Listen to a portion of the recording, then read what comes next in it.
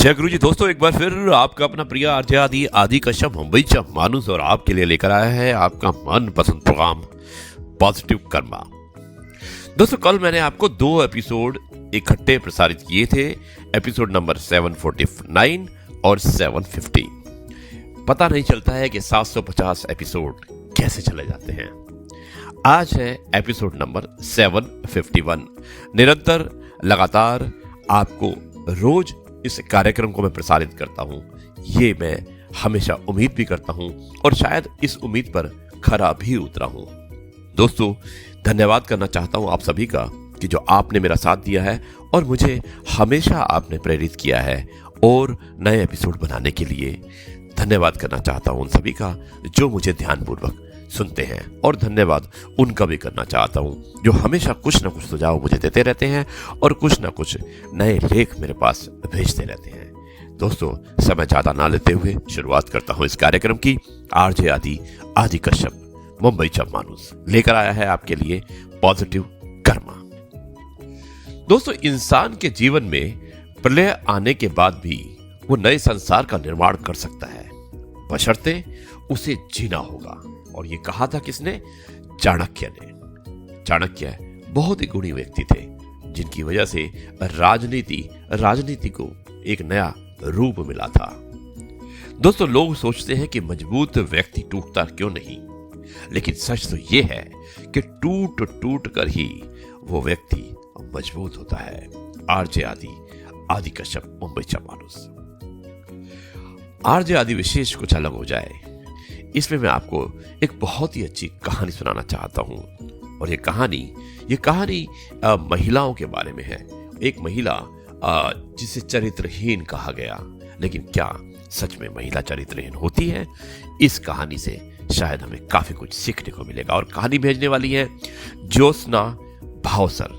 धन्यवाद ज्योत्सना, एक बहुत ही अच्छी कहानी को जो आपने रचा है और आपने लिखा है और जो मुझे भेजा है, मैं इस कहानी को सभी को सुनाना चाहता हूं। दोस्तों, कहानी का शीर्षक है चरित्रहीन। एक बार एक बुजुर्ग को उनके बातों से प्रभावित होकर एक औरत ने उन्हें अपने घर के खाने का निमंत्रण दिया। अब बुजुर्ग व्यक्ति ने निमंत्रण स्वीकार कर उस औरत के घर भोजन के लिए चल पड़े। रास्ते में जब लोगों ने उस औरत के साथ उस बुजुर्ग व्यक्ति को देखा तो एक आदमी उनके पास आया और बोला, आप इस औरत के साथ कैसे? बुजुर्ग ने बताया कि इस औरत ने मुझे निमंत्रण दिया है और अब मैं उसके घर भोजन के लिए जा रहा हूं। यह जानने के बाद उस व्यक्ति ने कहा कि आप इस औरत के घर ना जाएं, आपकी अत्यंत बदनामी होगी, क्योंकि ये औरत तो चरित्रहीन है। इसके बावजूद भी बुजुर्ग नहीं रुके। कुछ ही देर में यह बात जंगल में आग की तरह फैल गई। आनन फानन में गांव का मुखिया दौड़ता हुआ आया और बुजुर्ग से उस औरत के यहां ना जाने का अनुरोध करने लगा। विवाद होता देख बुजुर्ग ने सबको शांत रहने को कहा।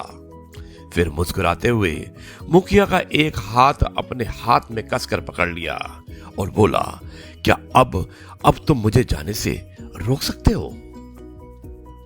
मुखिया बोला, भला एक हाथ से भला थाली कैसे बजेगी?